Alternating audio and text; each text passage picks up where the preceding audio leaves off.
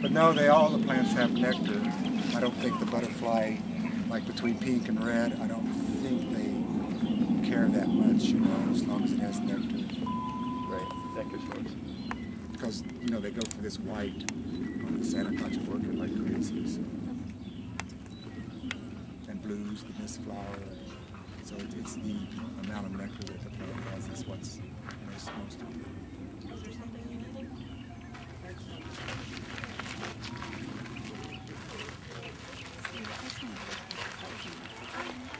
Yeah, that seems so very good.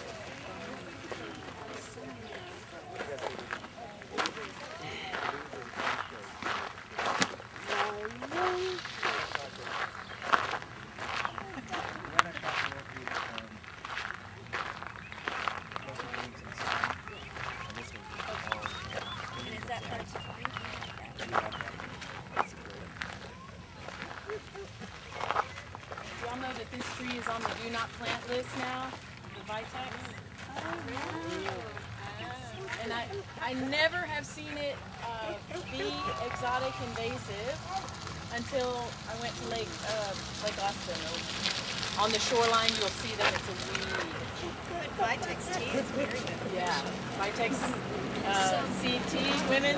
Oh, those are the ones that have those orange leaves in the early summer. Oh, is that the one that... Yes. So what does that mean? Does that mean that It's all over Sun City. we're not selling it anymore, but Or is it just a recommendation, or is it law, or what? no, it's not a law. I mean, It's a recommendation. it's a recommendation. I honestly don't think it's a bad thing to plant it unless you're near water. Right. You know. I think the seeds have to go through water, sit in water before they're going to germinate. I've never seen this. Yeah. I've seen some little ones come up underneath this tree, but it's pretty 12. rare.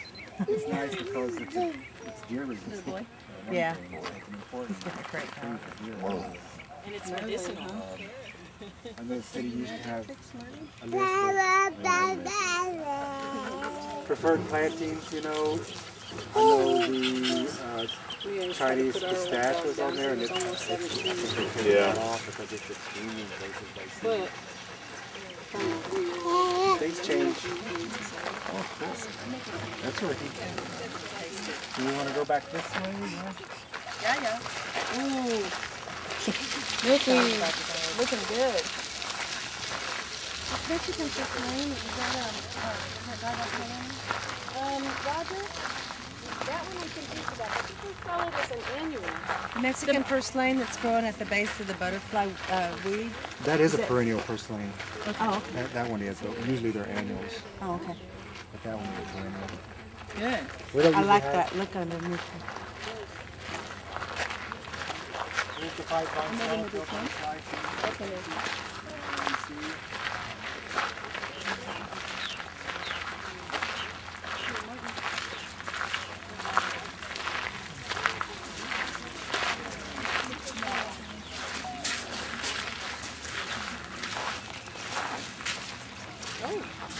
Kelly? So the butterflies actually love puddling in muddy places like this. So we planned it that way. Somebody turned it off for me. Leave your footprints. Butterflies, did you tell them about the puddling? That's what I was just saying, that you did that on purpose. And the really shallow areas, so birds, you know, can have a drink without drowning, and butterflies can have a little drink on a wet spot without getting in too deep a water. This thing was very well designed. What is underneath that keeps the water from just, I mean, is It has a liner, right?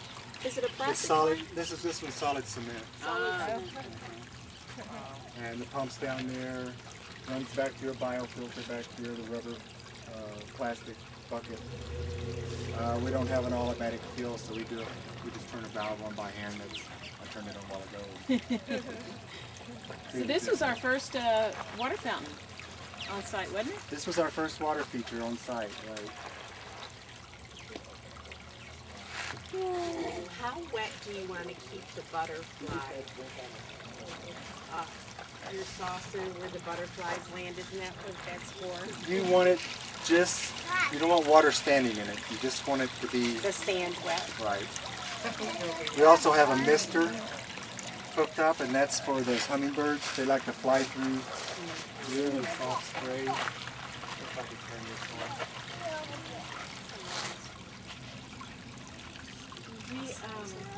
I often give tours to children and adults, but a lot of children's groups come out here and that's what they gravitate towards, is what's in the water. And they'll often find something that I didn't notice, more often than not anywhere, but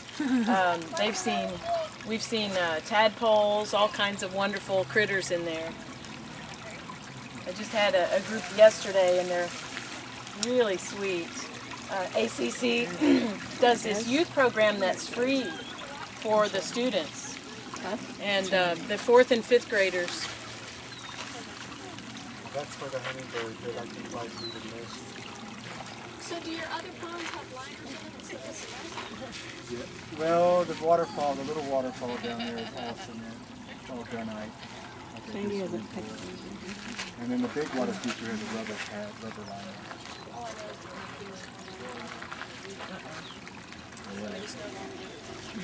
Pull up the rubber liner. But now I wish I had made it shallow and put rocks all over it. Well, we'll talk about the water feature down there a little bit when we go down here.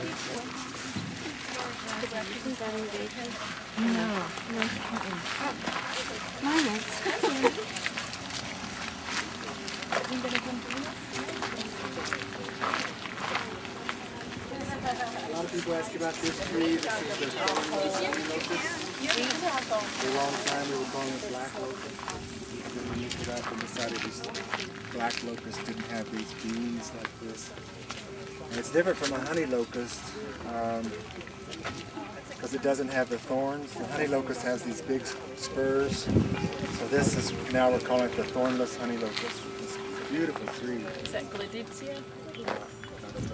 I think it's Gladitia tricanthos, and the tricanthos refers to the thorns, if I'm not mistaken. There's 2 different locusts, and I get their names and stuff. The kids love these pods too. Once they fall on the ground, we can talk about how it is a nitrogen fixer if it's in the bean family, which it is. It's the thornless honey locust. Those bean pods will all fall to the ground and when they turn brown. Okay, we'll make our way to the vegetable garden and herb garden. Stay close to the teacher.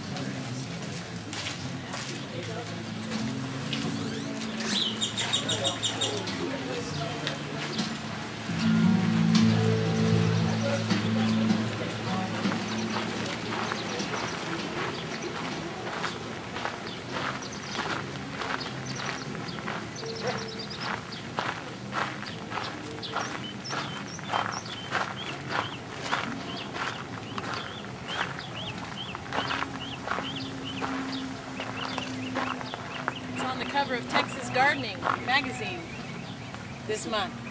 Not our particular artichokes, but artichokes in general. Should be in the fall. So it's interesting that it's on the cover in July. You can plant them in the fall. Plant them in the fall, they won't produce until spring, summer. Or you can plant them in the winters when these are planted. They should have produced already. I don't know what's going on. That's why I put the shade cloth on them. I think it's too hot. But these normally would have already produced artichokes. But I still think they will. But I've planted them in the fall and the winter also, and usually the ones you plant in the winter catch up with the ones in the fall. So you don't have to baby them all winter. You also get the bare root stocks, the 2-year-old roots, and you get the bare root in January. Okay. And you can plant those also. But